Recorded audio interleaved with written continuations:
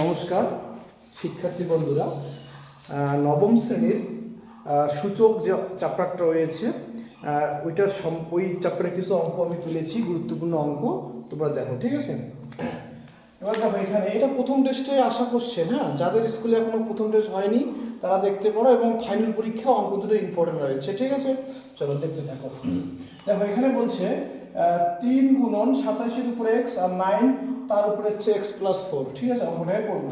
দেখো, 3 ইন্টু 27কে আমরা লিখতে পারি 3-এর উপর 3, কারণ 3কে 3 বার গুণ করলে কত হয়? 27 হয়। তাহলে আমরা এখানে কি লিখবো? 3-এর উপর 3, আর তার উপরে কি লিখতে পারি? x। বুঝা গেল? এবার 9 আছে, এখানে 9কে লিখতে পারি 3-এর উপর 2, আর তার উপরে কি? x+4। এটি বোঝা গেছে? চলো পরের লাইন।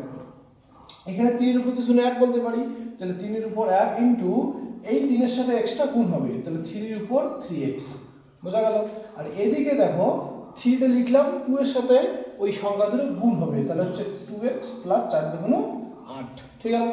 এবার এই 3 মিলে গেছে, গুণ থাকলে পাওয়ারগুলো কি হয়? যোগ হয়। হ্যাঁ, চলো তাহলে 3 ইন্টু 1 প্লাস 3x, আর এই 3-এর উপরে কি আছে বলো? 2x প্লাস 8, ঠিক আছে? তাহলে বেসগুলো সমান হলে কি পাওয়ারগুলো সমান হয়? তাহলে এখানে লিখতে পারি আমরা 1 plus 3x equal to 2x plus 8।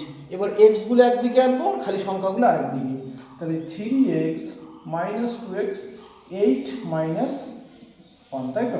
তাহলে 3টার থেকে 2টা x গেলে কত হয়? একটা x, বা একটা না লিখলেও হয়, আর 8-এর থেকে 1 গেলে 7। এটাই আমাদের অ্যান্সার। এদিকে আরেকটা অঙ্ক তুলেছি, দেখো এমসিকিউ। এই 4-এর উপর x 8-এর উপর 3 হলে x এর মান কোনটা হবে?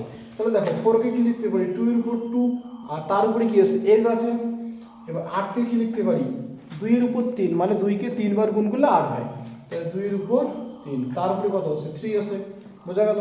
তাহলে বা এখানে 2-এর উপর 2x আর 2-এর উপর 3 3 9, 2 2 মিলে গেছে, তাহলে পাওয়ারগুলো সমান, তাহলে 2x সমান সমান কত? 9, তাহলে x সমান সমান কত? 9/2, ঠিক আছে?